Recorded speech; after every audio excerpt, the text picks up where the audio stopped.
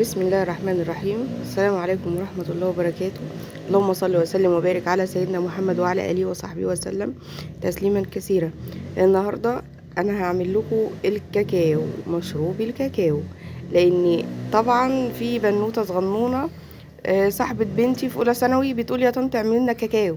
فأنا قلت دي كارثة كارثة بكل المقاييس، يعني حتى الكاكاو البنات مش عارفين يعملوه.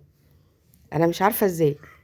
فما علينا، مش هطول يعني، ومش هذكر طبعا اسمها عشان اكيد هي بتتفرج عليا.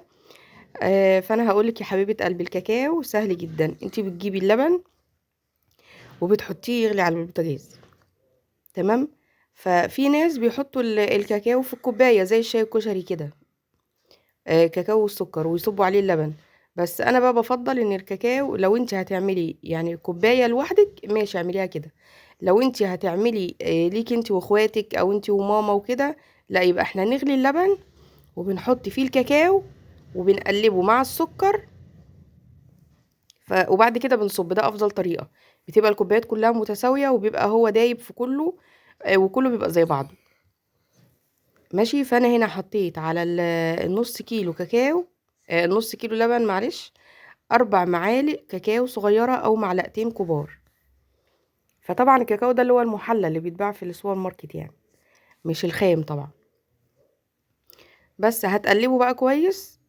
لازم ده يدوب خالص، الكاكاو يدوب خالص في قلب اللبن. شايفين حتى التكتلات دي كلها تدوب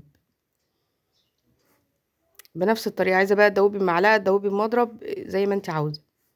ولو انت عايزاه طعمه يكون غني كده وحلو ودسم، ممكن تزودوا كريم شانتيه، معلقة كبيرة كريم شانتيه، فهيديله دسامة كده ويبقى حلو جدا يعني.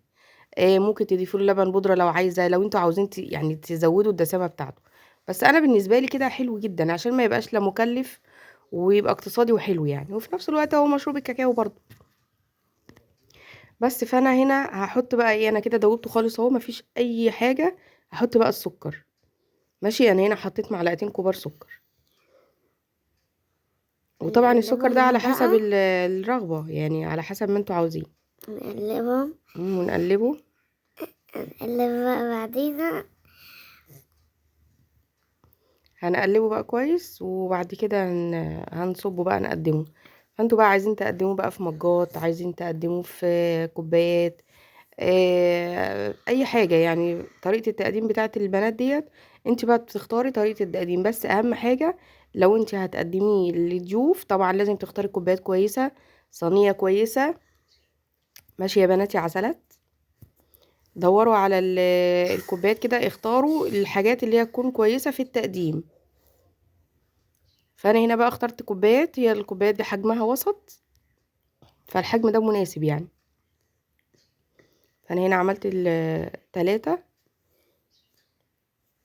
صبيتهم بقى كده في الكوبايات دي.